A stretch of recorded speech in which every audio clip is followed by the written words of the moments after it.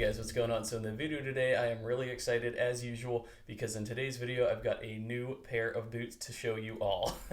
This is a special boot because this is in a new leather from a tannery that I had never heard of. So come with me today where we explore a new leather and a new tannery. Without further ado. So these were opened already. Nothing in the world beats the smell of rawhide laces, fresh rawhide laces.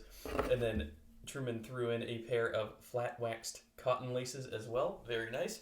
But I had a pair of laces already in my inventory. Now introducing my new boots, my new Truman Boots in red Cheaha. Now I know what you're thinking. First off, that's an insane color. What the hell's going on with this color? Yes, the more time goes on, the more I'm intrigued by rich, vibrant colors. And when a tannery is able to achieve a tannage like this and a color like this, I'm very impressed and obviously very intrigued. Truman has been running two different types of leathers in Cheaha leather. Now this Cheaha leather is sourced from Seidel Tannery. Seidel Tannery is a tannery that I had not heard of until Truman brought it to my attention. It's similar to law tanning. I hadn't heard of law tanning until Truman started running their bison leathers from law tanning. That's one thing that I need to give Truman credit for is they do an outstanding job sourcing their leathers, and not just sourcing their leathers, but designing their makeups in each leather. So they really, I think, are pushing the envelope in the industry. When I compare Truman Boots to other boot makers, it kind of seems like they're kind of doing their own thing. They're kind of off adventuring, looking for new leathers all the time. You know, Viberg does this as well. The Indonesian maker's doing this as well. But honestly, I think Truman does a good job at sort of like going their own way, finding their own leathers, doing their own thing. I think they're very good at that. So, you know, all boot makers affect and influence one another to one degree or another, but I do think Truman does an outstanding job bringing us new and exciting leathers, keeping the leather game interesting and fun. So let me start out by talking about this boot. This was an MTO, so I designed this makeup myself. So here we have the red Cheaha on the upper. We've got plain toe, 79 last structured. We've got a 270-degree flat welt around here. We've got a Vibram 430 full sole. I chose that because I like the flat appearance, especially when you see it from the side. I like that this sole here on the heel is not super luggy. Like it's nice flat. This Vibram 430 just has a little bit of tread, just enough to make it slip resistant, but at the same time, I think it's very attractive. I love the thick leather midsole and then the thick rubber outsole here. You can see that here. I like its smooth appearance, and despite having a smooth appearance, I love that it does have some traction. I think that's really sharp. And then the laces that are in here are not from Truman. These laces, I talked till I'm blue in the face about these laces. They're from Guarded Goods. These are rawhide leather laces, 72 inches long, from Guarded Goods in the color red. And I had actually worn these with my black Chrome Excel Ottawa boots from Grantstone for a while, but then I decided that the red laces up against the black, it was sort of too aggressive of a look for me. And not to mention, I did treat these laces with jojoba oil. What I do is I soak them overnight in jojoba oil because, especially this pair of laces in particular, you know, red laces to me have always been sort of hard to pull off. And especially these, when they were brand new, they were super bright red. And so what the jojoba oil did was it really treated them down through the core, and then it also darkened it up to make it look a little bit more natural. Now, I had to pull these out of my inventory because I wasn't using them. But then when I saw this red Cheaha in person, I was immediately reminded of the red rawhide laces that I had hanging around. So I immediately said I would be dumb if I didn't use those laces in these boots. These laces were practically made for these boots. That's why I like to hold on to things that are of value, because eventually they'll come in handy later. So even though these laces were not being used at the time, sure enough, I got a pair of boots that fit these laces. Couldn't be more of a perfect fit for these laces. So yeah, I'm really happy with how the laces turned out with these because they look like they're in the same leather. In fact, what we have here, so on the lace, you have a roughout side, and then you have a smooth side. Well, it just so happens that with the red Cheaha, you had the option of going roughout or smooth out. Now the tongue, I opted for the tongue in red Cheaha smooth out. So this is the smooth side of the tongue, meaning that the opposite side of the tongue is the rough out. The rest of the upper is red Cheaha rough out, so meaning that the inside of the boot is the red Cheaha smooth out. I really like the bold, deep, like vibrant blood coloration that this boot has going on, and I do believe that the rough out really allows for that redness to come through and really accentuate itself. Yeah, it's got that deep ruby red, blood red. Oh, it's so gorgeous. It's so amazing. And then also in the design, I opted for gunmetal eyelets. I thought those look really sharp against the red. I'm kind of a sucker for gunmetal / nickel / silver colored eyelets. I think they look really sharp against black, against blue, and in this case, I think they also look really good up against red. I did also choose black stitching on these, and then I'm pretty sure that's it for the MTO specs.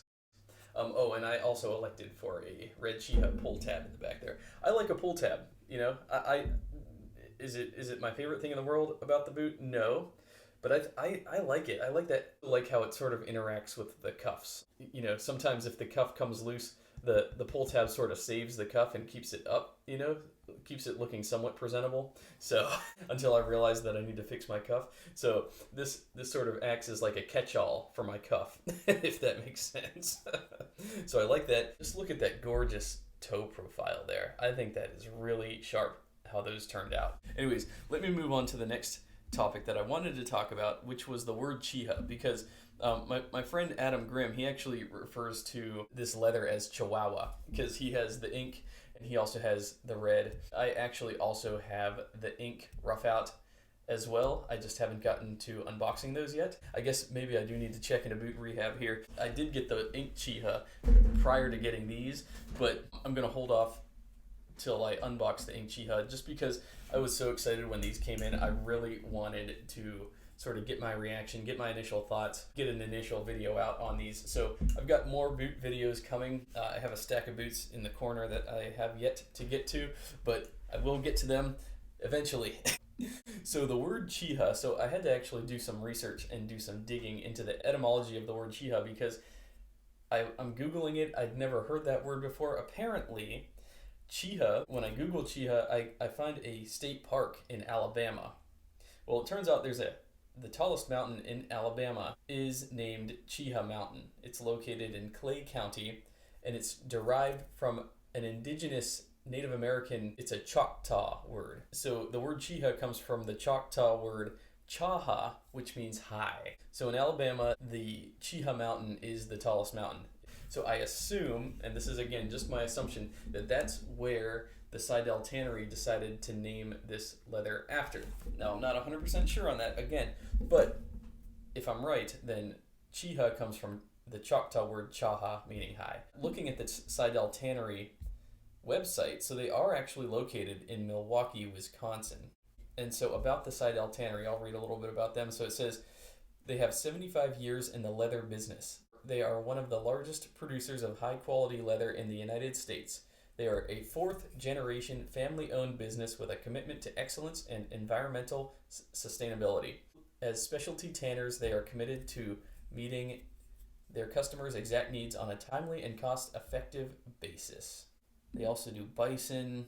It's crazy to me that Horween is sort of reputed as being, you know, the end-all be-all of American tanneries, but there are other tanneries out there that I've just never heard of that do a damn good job with leather. So I love Horween. I will continue to buy leather from Horween, but I have to say Seidel does a fantastic job. And yeah, so does Law Tanning. So do some of these other tanneries. They really do a fantastic job with their tanning. I'm really excited to be trying out some new leathers from a new tannery that I'd never heard of because I do believe that if you're a leather maker, I think they're worth a gander, to be honest, because this stuff is incredible. You know, if you told me this was from CF Stead or if you told me that this was a chamois from Horween, I would believe you. In fact, it has a similar waxy feel to chamois leather. It's somewhere between it's like a rough out, but it's heavily waxed or oiled or something. But this is an incredible leather. Like I said, I have the ink Cheaha rough out as well, and then Truman actually clued me in on an upcoming drop, which is Green Cheaha, which I am also excited. I already told them I'm getting those, so can't stop, won't stop. Let me move on to the next topic of discussion, which is, this is something that I've been meaning to start doing, which is a belt series. How do I pair belts with boots? I had a guy ask me a couple years ago to start doing videos on how I pair belts with boots. I started to start that process, and then I realized, like, that video is going to be like 10 hours long. So I think what's better is if I just sort of do little snippets of how, and give examples as I go, as I create videos of how I would do this. So for example, with these red Chihas, I've got 2 belts on the docket to pair with these off the top of my head. So here we've got my belt from Pigeon Tree Crafting in red Tarns Joe. It's a double prong quick release belt. It's got this polished nickel that complements the red Cheaha gunmetal hardware. So the hardware matches, and the red is pretty close. Now this red Tarns Joe it's not quite the same red. They're both sort of bright reds, but the red Cheaha is a lot brighter. The red Tarns Joe is just sort of a little bit more muted since it's smooth.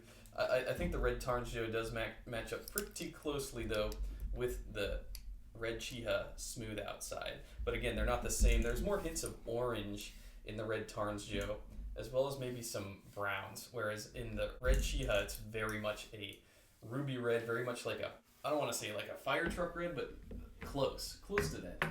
And then so here we have one of my favorite new belts from Nobleman's Apothecary. This is called the Hondo belt, and this is an incredible leather from Wicket and Craig Tannery. This is a vegetable tanned burgundy leather embossed with a pebble grain texture on the outside, and this also has an incredible Japanese stainless steel buckle, which also happens to match the hardware on these boots. This leather is not an exact match. I want to say that it comes a little closer than the red Tarns Joe to matching the smooth outside. The red Cheaha Roughout really stands in its own league in terms of redness. I can't stress just how red these boots are, and I will of course overlay pictures over this video so you can see it in the direct sunlight. These things are red. I mean, even red is like, damn, that's red. Yeah, just to kind of give a little bit more contrast, these are my Truman Boots on the C55 last in Ruggine horse rump. I used to call it Regine. No, it's Ruggine. And this Ruggine horse rump is also red. It's also got some orange happening with it, but as with most my other leathers from the Mariam Tannery, the horse rump, it sort of fades out, kind of loses its pigmentation over time. As you can see, it's sort of faded a little bit. Now I like that. I think that's cool. I thought these boots were red, but then I saw these. It's like, wait, you think these are red? Wait till you see red Cheaha. So obviously, next to the red Cheaha, the Ruggine horse rump basically looks like a standard brown, if I'm being honest. I mean, the red Cheaha's like, oh, you think you're red? No. I'll show you red.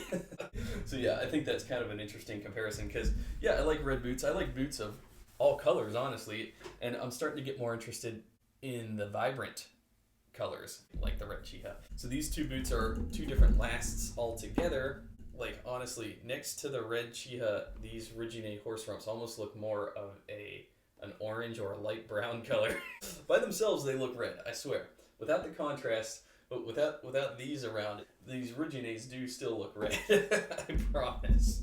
Next to each other, they definitely don't look the same. So anyways, that's all I had to say for now. What do you guys think of these new boots? What do you think about the Seidel Tannery? I think they're killing it. I look forward to seeing new leathers from Seidel. And again, I'd like to commend Truman on a job well done in selecting this leather. I'm sort of just a Truman fanboy. I just sort of chase after them. Whatever they do, I trust them as a brand. I think they do a really good job, just like I said, leading and picking new things, taking their own path, forging their own path for us leather fanboys to follow along and stay excited and stay giddy about boots. So anyways, guys, thanks a lot for watching. I'm on Instagram. You can follow me there. My username is AeroSurferLV. And anyways, thanks a lot for watching, and I will see y'all in my next video.